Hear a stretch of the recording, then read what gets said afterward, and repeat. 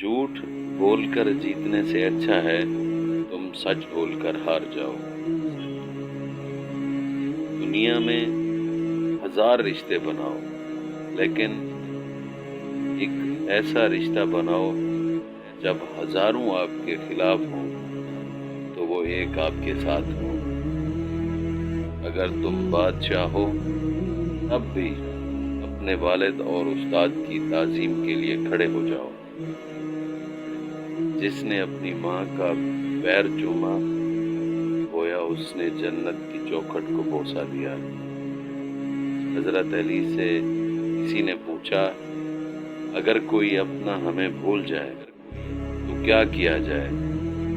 شیر خدا نے فرمایا، کوئی اپنا ہو تو وہ کبھی نہیں بھولتا، اور جو بھول جائے وہ اپنا نہیں ہوتا۔